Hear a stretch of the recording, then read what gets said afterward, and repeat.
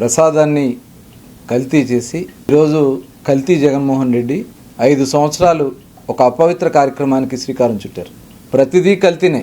శ్రీవారి ప్రసాదం కూడా కల్తీ చేసి ఈరోజు నివేదికలు బయటకు వస్తే కల్తీ జరగలేదని చెప్పి ప్రజల్ని మభ్యపెట్టడానికి ప్రయత్నాలు చేస్తున్నారు.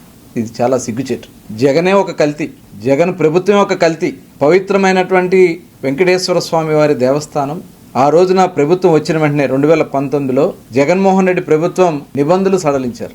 నెయ్యి కొనుగోలు విషయంలో నిబంధనలు సడలించారు. ఎందుకు సడలించారు అంటే దేవుడి మీద భక్తి లేదా, లేదు దోపిడీ కోసం తెరలేపారా?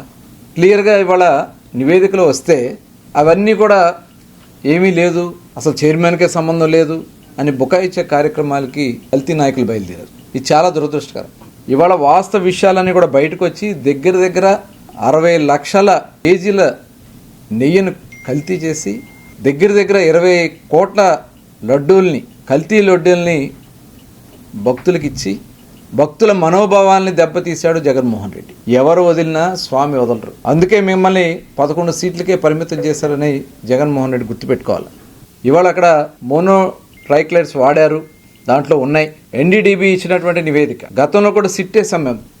ఏదైతే ప్రభుత్వం వచ్చిన వెంటనే కల్తీ జరుగుతుందనే సమాచారం వచ్చిన వెంటనే సిట్ వేస్తే మరి ఆ రోజున టీటీడీ తెప్పించినటువంటి టెస్టులో, ఎన్డీడీబీ నుంచి వచ్చినటువంటి టెస్టులో అందులో కొన్ని జంతు కొవ్వు కూడా ఉందని చెప్పి వాళ్ళు నివేదిక ఇచ్చారు.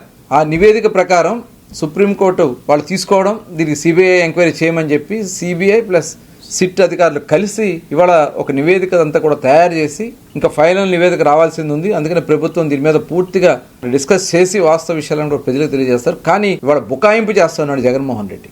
ఇవాళ జగన్ వాళ్ళ మనుషులను పెట్టి అక్కడ ఏమీ జరగలేదు, ఏ తప్పు జరగలేదు, కల్తీ జరగలేదనే ఒక తప్పుడు ప్రచారానికి సిద్ధపడుతున్నటువంటి వ్యక్తి.